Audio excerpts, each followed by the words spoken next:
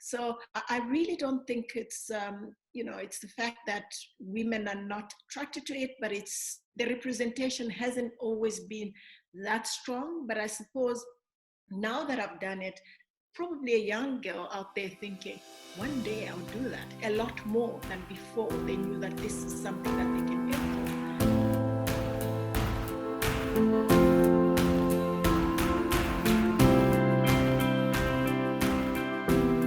Thank you so much for agreeing to be part of the Strong Summit today. I only spoke with you yesterday and you expressed you had a very busy agenda, and yet you still found the time to say yes to be part of this launch today as well. No, thank you for having me. Always excited to talk about mountains, and I like to see girls doing it for themselves. And you never know how many you inspire. So I definitely want to be a small part of your journey. So what an honor to be here. Yeah, so, and I'd love to hear a little bit about your journey. We touched on it yesterday, but what inspired you to start looking at mountains and climbing them yourself? It's a bit of a long story because, I didn't grow up knowing about Everest or dreaming to climb Everest or a mountain for that matter. But Kilimanjaro was something that I put on my bucket list after visiting the US about 96. And I eventually did climb Kilimanjaro and summit in 2012. And while we were preparing to climb Kili, we were actually looking after a home that looks after street kids. And we came up with an idea to say, let's use the climb to raise money for the home. And we raised enough money with an outdoor gym and converted a room in the library for these kids. And while the summit happened on a mountain, when we were actually over the outdoor gym and the library, one of the street kids came to me and said, do you really come from the township? So initially I thought it was a joke, like, the Black people swim kind of joke.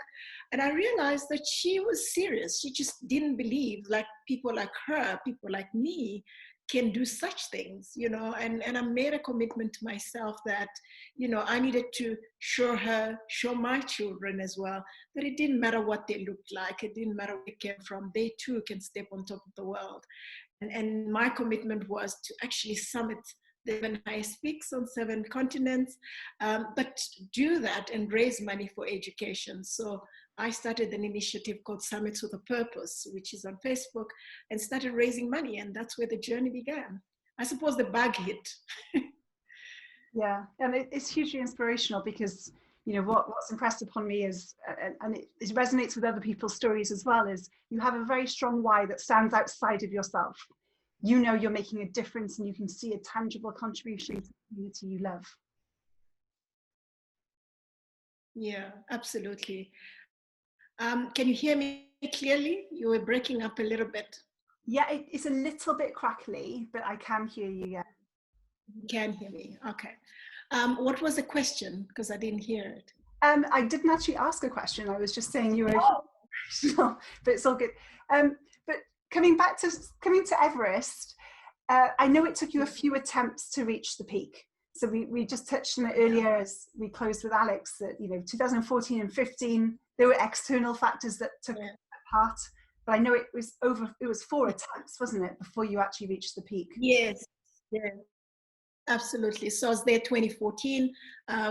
Nobody really went further than base camp, and I was there 2015. That's when the earthquake happened. I was between camp 1 and 2. Got stuck at camp 2 actually. Until then I had never been cold. So cold. And I went back in 2017, and 2017 I went all the way up to the South Summit, which is really 99 meters from the top. It was very windy, and we decided to go back down because I had extra oxygen. So my Sherpa and I now at the time is we've got extra oxygen, we can try next day. But unfortunately I lost consciousness in the death zone, and it was just so bad. I had frostbite, and I had to be actually airlifted from camp 2 in 2017. I think that was 2014, 2015, it was like, I'll come back, I can do this again, even though family come and say, but you've tried, you don't have to go back. I'm like, I can do this. 2017, for the first time, I wondered whether, I should actually be doing this. I think for me and my journey, that was really a little bit of a low point, effectively. So I came back home. 2018, it's not a cheap exercise. So 2018, I was at home. I wasn't sure I would actually do it again, but I continued training. And in 2019, I went back with a smaller team, with really a different strategy, and it was successful. Yeah.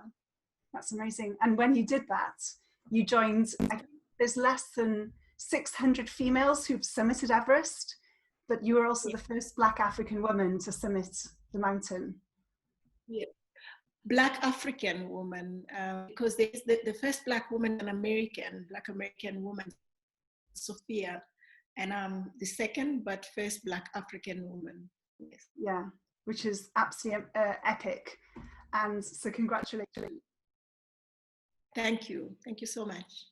So, I'd love to talk a little bit more about what we were touching on yesterday, because we were talking about the discrepancy in these sports. Can you hear me? I'm just checking because it's a bit crackly. Yes. Again, it freezes, but I can hear you. All right. Right now I can hear you. Perfect. So yeah, we were talking yesterday about the discrepancy in sport, that, for the amount of summited Everest, I think there's 5,300 people who've summited, under 600 are women. So that's less than 12%. And, what do you reckon? Do you reckon it's that more men are attracted to summiting Everest, or is it just more accessible for males to do this? I think, like most things, maybe I'll talk from my own perspective. It's very, I'm in a patriarchal environment where it's kind of a man's thing. I think if I think about myself on Everest in 2014, you could literally count the number of females that were there. As you went back in 2019, there's a lot more females, and it's not surprising for people to see you there. Never mind that they're female, they're of my color. That's like, oh wow, what's she doing here? And I also think that maybe how we're raising our kids, are we showing them that they can be anything? Are we actually making sure they're represented in all sports or professionals, so that they're able to aim to be doctors, as they would aim to be rock climbers or mountaineers. So I really don't think it's it's the fact that women are not attracted to it, but it's the representation hasn't always been that strong. But I suppose now that I've done it, probably a young girl out there thinking, one day I'll do that, a lot more than before. They knew that this is something that they can aim for, effectively. So yeah, and a similar question as well, knowing full well that I'm sitting here, a British white female, is there a reason why there are less Black Africans in particular who do these type of sports? Is there a certain unconscious societal barrier stopping every continent being part of this? So it's not a cheap exercise, mentioned, and we don't necessarily have a lot of snow, right? It's very cold up there. It's not a sport that is necessarily common, and it's not like hiking also. So it's very common. It's not something that I grew up knowing of. I only became aware of climbing as a sport or something that is an option for me in my 30s, So, I suppose it's accessibility and something that people maybe grown up seeing people like them, or seeing people in their neighborhood or country doing as a sport or as a hobby, effectively. Yeah. In fact, even in South Africa, we a lot of people that have said Everest, the bulk of them are actually white, female and male. So it's really about the background and what people are doing, as well as the financial means that is available to people. A lot more Black South Africans have done Kilimanjaro than they have done Everest as an example. Maybe they've done Everest Base Camp. So I think finances play a role. There's accessibility to it effectively. That's just my opinion. And just from your knowledge as well, by exploring it through your charity work and also your own personal adventures, how can we all open up that accessibility to more people to choosing their path rather than resign to where they live and using that as the barrier? Yeah, there's actually a project that I'm doing where we have mountains in South Africa called Drakensberg. And there are people that grew up at the foot of those mountains, but they go up and down probably, that's their playground, but they don't know how to use it commercially, and we become guides. So one of the projects that my friends and I have taken on is how can we actually raise money and train them to become guides so that, they actually can take people like me that are coming from the city up the mountain and down the mountain commercially. And once that becomes a reality for them, the next thing they will want to climb Kilimanjaro, they want to climb Aconcagua, they would want to be on Everest because suddenly it's an option. Reality, we have an unemployment rate that is high, but we also don't have enough for everybody. But we can create a way of life within the mountains. So I think it's to try to make an effort to ensure that there is diversity in the sport. The same way that you go to a school and you give them a soccer ball and you get a soccer team, and eventually somebody wants to play in the English league, why not do that with climbing? Having a wall in a school and stuff like that. I think the people that have access to it, that love the sport, need to make an effort to make it accessible to young children, and they'll actually aspire to do a lot more with it. Yeah, it's very true. And that's why you're so inspirational, because you are displaying through your own actions that it is open, it is possible, and there is a means to do it as well by empowering your communities. Absolutely. So it's really about representation. If you haven't seen it being done, it's difficult for you to aim for it. It is possible, but it's a lot more difficult. But if you've seen yourself being represented, I think I told you a story about myself growing up. I used to watch and I'll see this Wonder Woman and Superman, and I think, oh man, they're so cool. But they didn't look like me. They had all these capes and tights, and they just didn't talk like me. And I wondered if I could be a superhero, but it took time. Now I think I can be anything. But I didn't grow up thinking like that. And if you think about this young girl saying, people like us don't do things like this, it's just a sense of, that's not for us, But when she sees me now, if she still remembers me, she knows that people like us can do anything. People like us can step on top of the world. Come on, girl, what are you waiting for, So that excites me, and it is such a humbling experience to be able to do that, and actually give the example to say, Everest has been done, now maybe climb it faster, go for the galaxy, because you can, Yeah, definitely. Some words of insight from yourself about my upcoming journey, because I am doing a world's first for a female, in that I'm cycling America, swimming the Channel, and then attempting to summit Everest. How can I reach more people and also share the message of that you can do it too to more and more people? The first thing is be authentic, do you. I think that's important. Then you won't regret whatever the outcome is. I think the other thing is social media has been really great, at least for me. I started with no followers. Now I don't have too many, but I have enough that are paying attention to what I'm doing, and I'm using it to say, you want to start hiking, this is how you choose your boot and stuff like that. And be authentic, I did say that, and honest. It's not just about the summit, it's also about the journey. Yeah, what you're going through, what you're doing, and also find something that is very important to you. You are going to climb, you're going to swim, you're going to cycle anyway.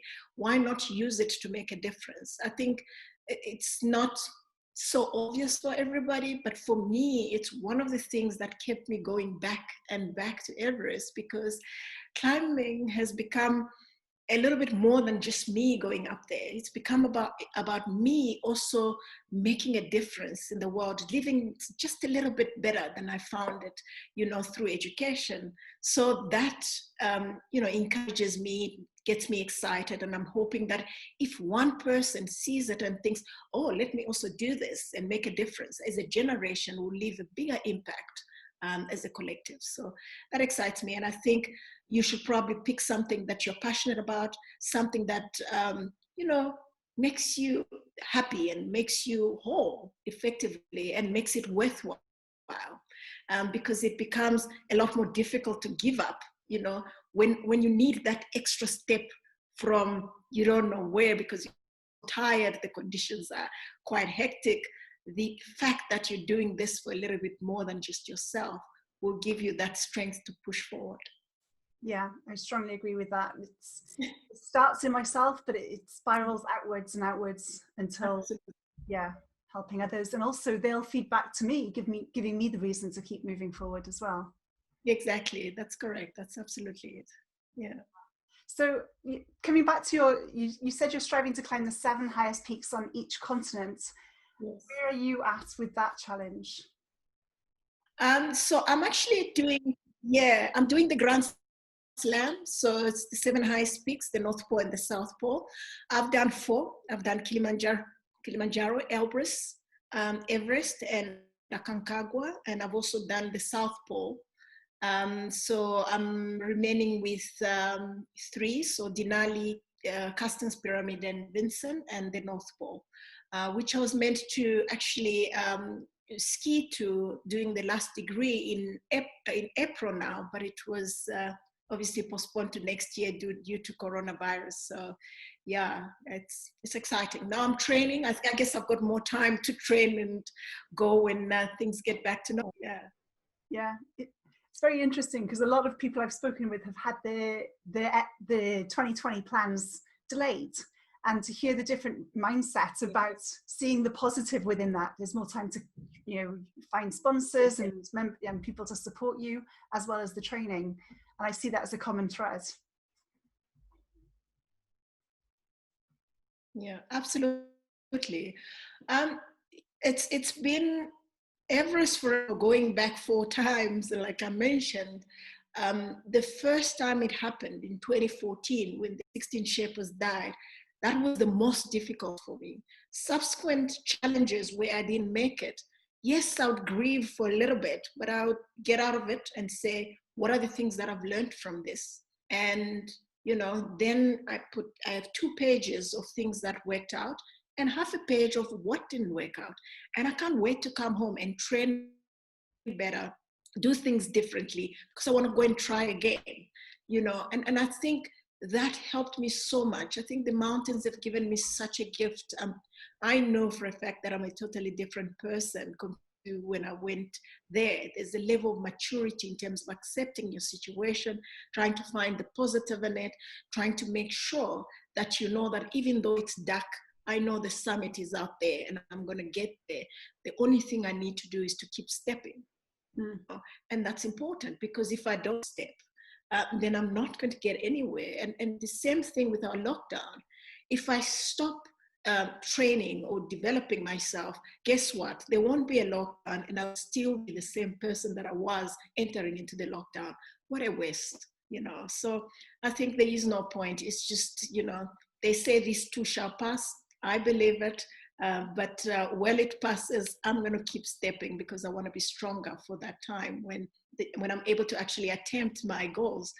And the reality is, the lockdowns, they don't really shatter your dream, just move it to the other side. So it's still there. And I'm kind of excited to get there. And I know that I'll be stronger because of what I would have done during this time, effectively. Yeah, it's a really great positive mindset, and something that I can really apply into my life, because albeit I've got 2 years, I don't really have anything this year that was planned and needed to be undone, but it's something that I know that I'll come ahead, and I'll see challenges and problems that will face me as well. So it's about that attitude of what else can I do and what can I learn from this. Absolutely, yeah. It's exciting. I mean, if you think like that, yeah, it becomes very exciting. Some of the things, for example, that I've been doing, I've trained, I've done a few courses online. Now a transformational coach, which I probably wouldn't have done because they've been skiing to the North Pole. So there's like a lot of things. Spent a lot of time with my kids. I discovered they can cook. I'm like, ooh. So now I don't have to cook for them. So it's amazing. It's really all in the mind. And I know that there's a lot of mental illness that people are getting because of the stress that this lockdown and that uncertainty that it's giving to everybody around the world. And I think the key is to just have a different mindset and to make sure that we encourage each other to say, guess what? There is the sun, there is the light at the end of the tunnel. Yeah, very much so. And there will always be a tomorrow, and the only thing guaranteed is one day it will be our last. So why not make it count? Yeah. There needs to be an agency to do better, to do it now, because like you rightfully said, tomorrow is not a guarantee. And that fateful 18th, it was the 18th of April 2014, made it very clear for me. I mean, it shook me when those shepherds died. They were a lot more experienced than I was. When I look back, knowing what I know today, I probably shouldn't have been on the mountain. I was so inexperienced. Thinking about Everest so romantically, I had read about people dying on Everest, people passing bodies, which I never saw anyway. But actually seeing dead bodies being picked from the Kumbo icefall onto the Everest base camp, you just realize you're hit by a brick that, tomorrow is not a guarantee. It was their time, but it wasn't mine. So what am I meant to do with my time? To make sure that when it becomes my time, I would have just made a small impact that I deserve to make. And that creates a sense of agency. It just shifted my mindset and how I do things and how I approach things and how I appreciate life and the time that I've been given. They say there's a time that you're born and the time that you die. I don't think those are important. I think the times in between, the moments in between are the ones that are important, because that's when we can really leave an impact to the world. Yeah, very wise words, and something that I will deeply reflect on the start of my journey, which is pretty much today. How I can formulate that why and make sure that the dot in between, the line in between the two dots, so the start and the finish, have the biggest impact as well. Absolutely. You do fine. You've already started. You're doing an amazing job, and I'm so excited for you, though. Yeah. Yeah. Thank you, Sarah, and likewise for you too. Yeah. If it's okay, I'd love to end on asking you 5 questions to get your thoughts on some areas of reflection for me. Cool, no problem. Shoot. Thank you. So the first one is, what one skill do you think leaders need today? Oh, wow.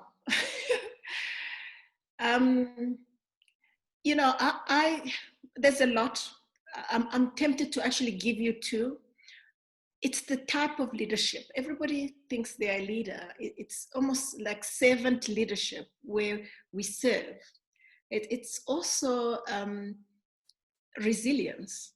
I think there's a lot of leadership that is actually not showing the resilience that the world needs.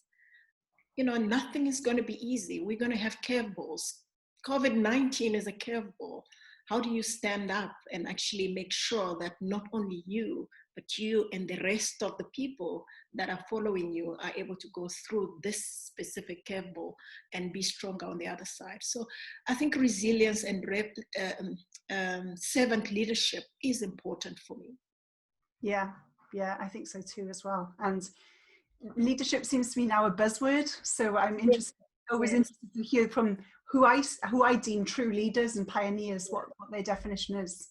Yeah, absolutely. A lot of people that claim to be leaders, sometimes I find them, they're bosses. There's just too many bosses everywhere. There's really no true leadership, because as a leader, you know when to lead and you know when to be led. One of the big examples that I got on Everest, I think it was 2017, we had a guy that's, I think, very rich, must be a CEO somewhere, trying to be a CEO in the Kumbu Icefall. Guess what? That Sherpa who might not be as educated, he's the leader there, you know. Try and follow. You're not in the boardroom. So it's knowing when you're supposed to be the leader and when you're supposed to follow. So that's very important. I think servant leadership for me takes the cake. Yeah, thank you. And personally, what do you follow more? Is it logic or intuition? Wow, there's a place for both, but I absolutely follow my intuition quite a bit. Yeah. Yeah, cool. And I've got to say as well, I doubt there wouldn't be some logic as well for you to have accomplished. There has to be.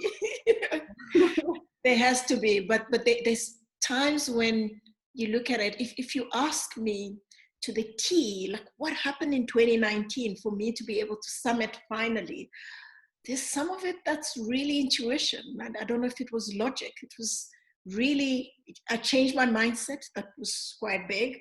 I wasn't anxious about the summit. I was just anxious about getting to Camp 1 and celebrated that, you know, celebrating small wins. I get to Camp 1, I'm worried about Camp 2, really, and Camp 3 and Camp 4, then we can worry about the summit. Whereas if I look at previous years, it was like, where's the summit? What's happening with it? Like, so anxious about the end goal and forgetting that it's these steps that will actually, you know, sum up to what the summit would be. Yeah.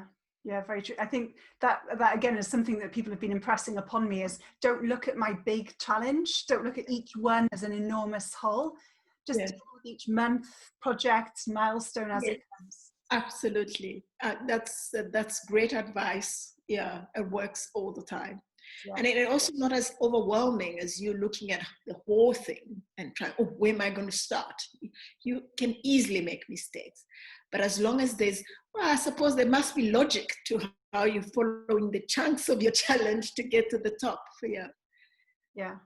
And I think we've covered this question already, but I'll ask it just in case something else comes up. But how do you deal with perceived failure or not achieving goals? Yeah. So I don't let the world dictate what failure is for me, you know. When I came home after 2014, 15, and 17, a lot of people looked at that and said, oh, you failed. Yeah, I didn't get to the summit, but the reality is the amount of learnings that I got from these expeditions are what made 2019 a success that it was. You know, it's only a failure when you fail to learn from it, really. So I do give myself time to mourn, like I said, but I always find that the learnings supersede the perceived failure in that specific challenge, whatever the challenge is. Yeah, I used to say that failing only happened if I stopped, but I think yeah, that's in stop learning, because stopping sometimes is also a success in some instances. Absolutely. It's almost, you know, you can proceed cautiously, you know. If you look, the other thing that I do is try and question what is important to me. So if you look at summiting Everest, there's a lot of people that die coming down, and there's like summit fever. I must go and summit at all costs. Maybe you don't have enough oxygen, you know, and you get up there, yeah, you've summited, you've gotten pictures, but guess what? You're not going to come down and talk about it. So you need to sit down and say, what is important to me? Is it important that I come back and climb another day? Is it important that I get home and tell the story? And then that you may lead to you deciding that, let me pull back and go back another day. And that's not a failure. A failure is when you insist on going and you end up not coming back. That is a failure. Yeah, very true. And what motivates you every single day? Oh, I'm so obsessed about leaving my world just a little bit better.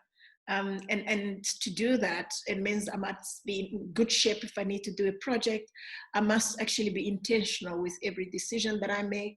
And I must forgive myself for the challenges that I face, or the failures when things don't work out, and I try and find another way to do things. Yeah, that's very powerful. And finally, to everyone listening, what one message would you like to leave us with? Oh, wow. Nobody gets to the top alone. I know there are people that say, oh, I climbed unsupported and whatever, but really, I think it's important for us to accept diversity. If I look at what's happening, in America as an example, which is really flowing, everybody's talking about it, it's very tropical. It's about time we realize that there is power in our diversity, and there is power in everyone. You go up Everest, you need different types of Sherpas. There's some that just go with you up to base camp and you don't need them any further, but guess what? They contributed to your summit. And there's some that you need up to camp 2, and one that you need all the way to the top. So I think we need to start embracing each other, because as a collective, we are stronger. And it's important for us to look at it that way. Yeah, that is super powerful, and one that I think deserves to be heard by every single person in the world, that we need to embrace our faults, our failures, or perceived faults and failures, and our quirks that make us unique in this world, and embrace other people's as well. Yeah, absolutely. That's true. Yeah. It's actually, interesting. It's also, if you follow on that, one of the things that climbing has taught me, that has become almost like an aha moment for me, is to realize that I am extraordinary. You are extraordinary. And being ordinary is a choice that we make. So if we all realize that we have a superpower, imagine if we started acting on it. Flip it.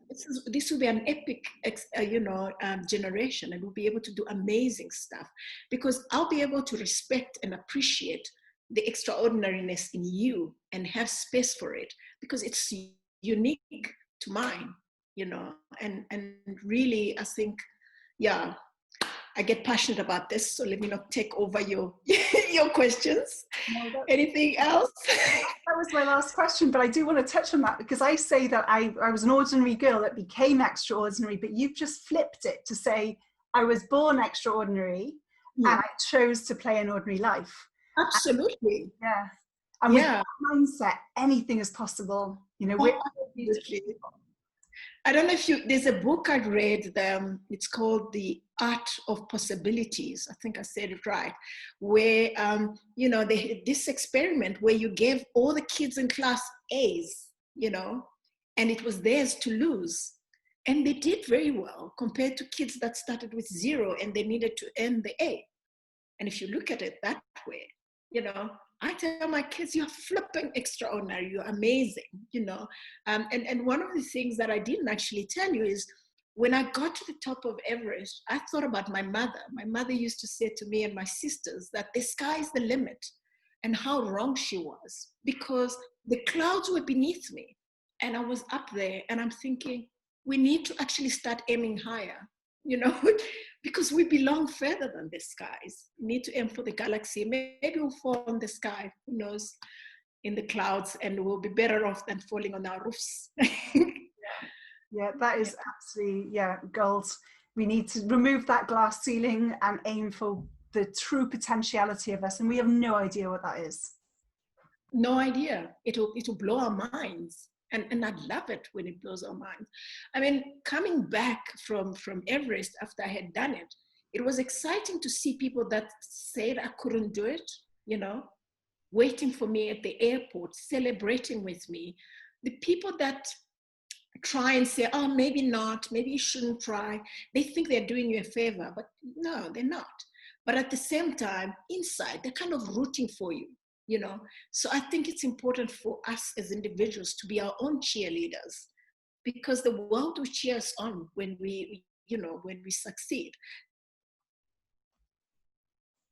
We owe it to ourselves. And I will cheer myself on until I get to my grave. Like, I can do this, and who knows? And then I surprise myself, I actually did it, but nobody realizes that. Yeah, very much so. Yeah. Well, Sarah, I could speak to you for hours. I find you hugely inspirational and massively motivational and positive and empowering. So thank you so much for your time and your unquenching thirst for making the world a better place as well. I know you've helped me and you're helping thousands of other people as well with your message. No, thank you so much and all the best. Anytime you need to chat, please do. I don't know how I can help you, but I would love to support you and I wish you all the best. And remember, you are flipping extraordinary. And for anyone wishing to follow your journey, what's your website and Yes, so my website is my name, www.saray.com. I have a Facebook page, Instagram, and Twitter. It's Summits with a Purpose. Yeah. Summits with a Purpose. It's on Facebook and it's also on Instagram. And there we talk about climbing, we talk about what's happening, and we help each other to just get the info on climbing and make a difference in the process. Yeah, wonderful. And I'll share those notes as well in the show notes as well, those links. Yeah, fantastic. Thank you. All the best once again. And thanks to the guys that organized for me to be on the set. I was talking to somebody earlier, so. Yeah, wonderful. Thank you. Yeah, I'll pass on your thanks to Keith. All right. Bye-bye. Take care.